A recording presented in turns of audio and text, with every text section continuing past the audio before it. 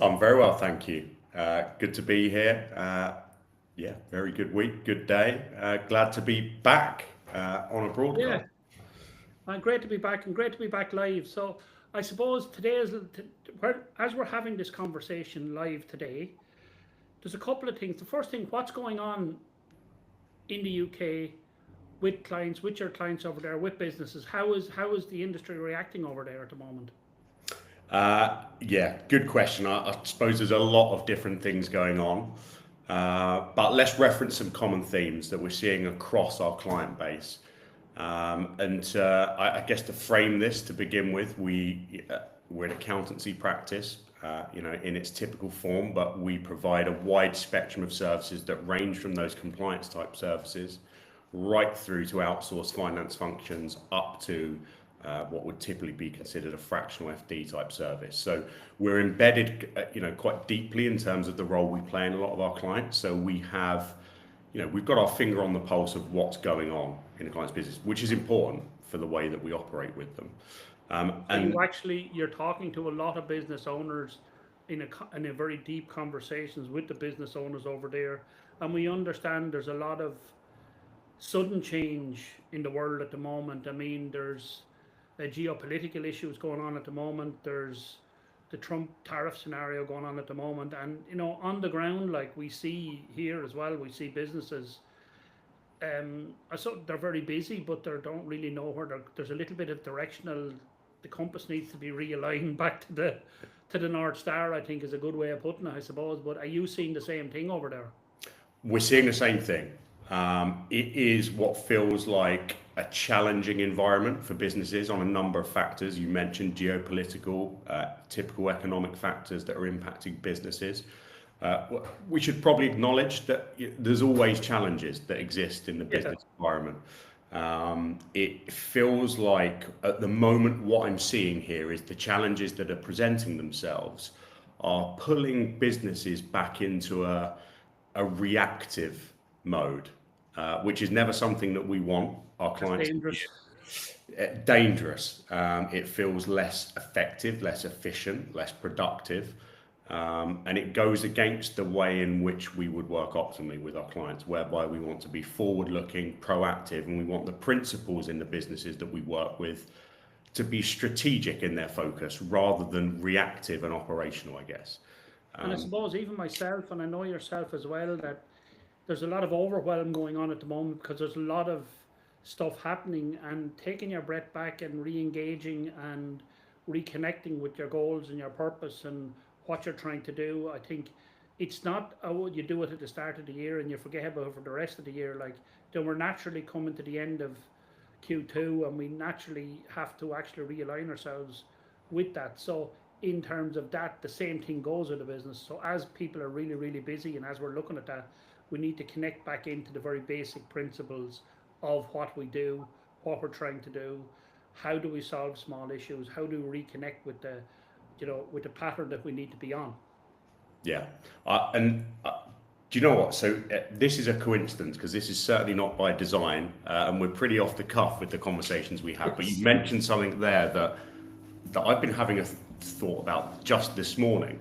And absolutely, you reference that the way we like to work with our clients is we want to set out objectives and we want to work out plans that allow and lend themselves to being able to achieve those objectives. So we're reverse engineering what the play is against those. Yeah.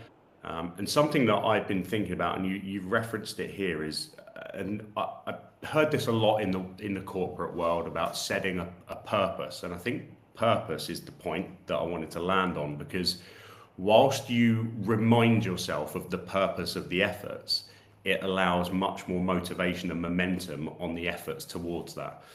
It keeps you sort of in and focused and locked in on what Yeah. those efforts are. But you have to consciously revisit them because, like you said, if you've got a moment in time, be that the beginning of the year, you set a budget. That budget might be financial, but it drives consideration around operations business. Now, that can't just be a one and done revisit next year. You have to consciously keep revisiting it, remind yourself of the objectives and therefore the purpose to ensure that you maintain that effort towards, not being reactive. And we are you know, we're not naive. We're realistic to the fact that sometimes there's a point that you maybe got to knuckle down, you've got to get stuck in, but don't allow that to go on too long, I think. Yeah, and yeah, so don't allow it to go on too long is huge, but also recognize that it's okay, it's normal. It happens to every business, happens to every person. It just means that it's just a rehash of where you are. But like the simple basic principles, I know like in I heard something recently in terms of a football analogy there where you had someone was commenting that Ronaldo is still playing at his age, and he's not the team I support, but you'd have to admire him for his longevity and his ability. But he does the basic things still every single day. The same with Messi when he went to the US. They were astounded that he does the same training as 14 and 15 year. So the pattern of repeating the simple processes and the simple training things that you need to do the same in business. You need to watch your bank account. You need to watch your debtors. You need to watch your creditors. You need to understand your cost base. You need to know whether you're bringing in sales, and if so, are they the right type of income that you're bringing in? You need to focus your time because your energy will follow your focus. So if you're on a trail where you're going down the wrong path, it's very easy to stay in that path and be stuck in it. And the next thing you're a month or 2 months or 3 months down the line, and you've forgotten the purpose of what you're trying to do. So in this really, really fast-paced world with AI, with automation, and all this stuff that's happening, the basic things is to make sure that you're doing the right things, the simple things, the most important things on a continuous basis. Yeah, I'm with you on that, and that provides me a good opportunity to reference something that, since I've been part of the world of RDA, something that I think is a massive positive for our business, which is that a challenge a lot of businesses face is a reluctance for leaders within those businesses to delegate and empower. And that's something I'll flag you being very good at. So you keep your eye on strategy and you empower those people in your team to make sure those things that you mention as those everyday good habits of, the components of the business to continue doing what it needs to do. If you can empower your team to ensure those stay strong, you commit to those, and that you've got your eye on strategy, then the two things together allow it. Now, some people find it very difficult to delegate and to empower, Yeah. but I think you can. It's one of the skills I have. I don't mind delegating because I trust the people that I have Yeah. and the people that we have. But it's the same with the business today. Like, you need to have these conversations. You need to talk to your team. You need to talk to your suppliers. You need to talk to your customers. It's like the biggest part of leadership is having conversations with people and understanding the pain points that they're at, understanding what's going on, because we can't affect geopolitical outcomes. We cannot affect government strategy. We can't affect any of that, but we can have an effect on what we do ourselves personally in the areas of health, wealth, and relationships. And they're the three big areas. So if we focus in on those areas, and it's the same thing with you, when you're looking at the clients, you're focusing in on, the number one thing my clients want to know is cash flow. Every single time, and then when you get to a point where cash flow is not necessarily an issue anymore for a period of time, so you can clearly see a year or 18 months ahead and you have loads of cash flow, then you have to find out what are you going to do with the extra stuff that you have. So you're going to spend it on growth, are you going to spend it on investment, are you going to spend it on wealth creation further? So it's a conversation that goes around in a circle that keeps going around in that circle, and that's why we talked previously about connected advice. And that process of connected advice is an ongoing and never-ending conversation based around the current set of circumstances that you're going through. And I feel great comfort in it personally when I know what the goalpost is. You don't always score, but you know where the goalposts are, and you just keep edging your way. And that's the other thing. Be calm. There's no rush in any of this stuff, because if you get one thing right and really focus in that deep work on that one thing, then you can step back and say, well, that one thing. Now, it does take a certain type of person to do deep work and deep focus, and it does take you away from other stuff. So to allow you to do deep focus, you need to have your time management done really well. So you need to separate time for deep work and deep focus. And everybody should be doing it. Everybody should be looking at their business on how to automate and how to get more out. It's not more out of people, but just get the people and ask the people for the repetitive tasks they're doing, how can you actually stop doing some of those tasks? And if I stop doing them, what would happen? Because a while ago here, I done a not to do list, and it was staggering. I had 64 items on it, and I just stopped doing 30 of them. Nothing happened. Do you know what I mean? So the world kept going, the business kept moving forward. So it's about that level of concentration, the level of effort, the level of focus, and then when you're done, step away and go and do the things that you love to do outside work. If work you don't really love your work, or even if you do, you need to, family is important too, and time with family is really important as well. So yeah. Yeah. Glad you've covered conversation today, but it is. It's good though, and there's a couple of things you've mentioned there. I'm glad you have, because it allowed me to further some things that are important to the way that we work here, and will be equally to you. And you mentioned cash flow. Cash being the product of for-profit business is what we're aiming for.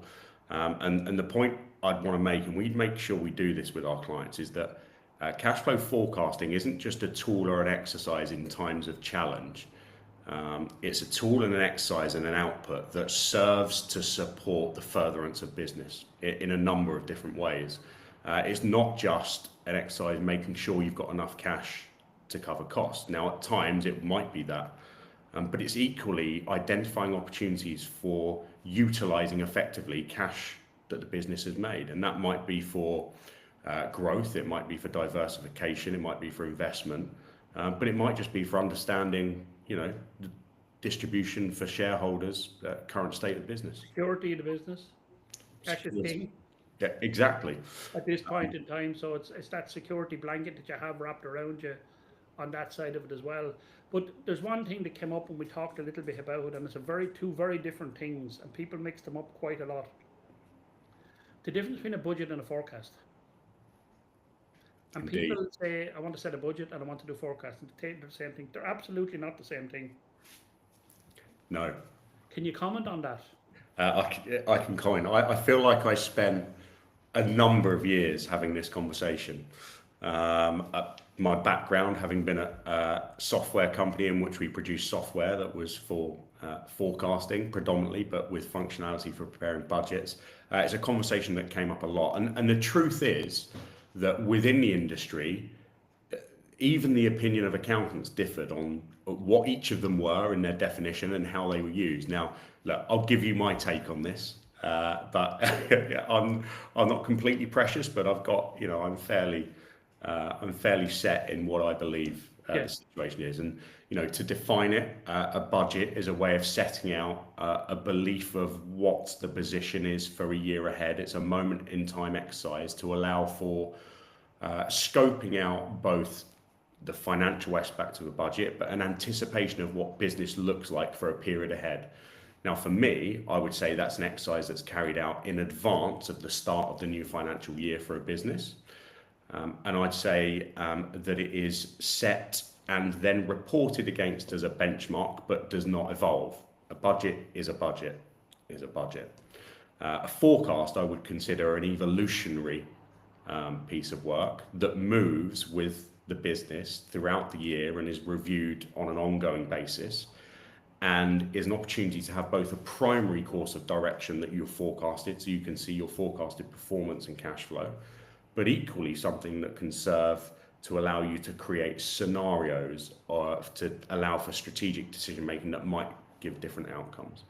That's where I stand. That's the best explanation, not blowing smoke up. But it's the best explanation I've ever heard of it. But that is exactly, a budget to me has always been static. It's a static piece of information, a piece of work. A forecast can blend and move and is elastic in terms of what's going on.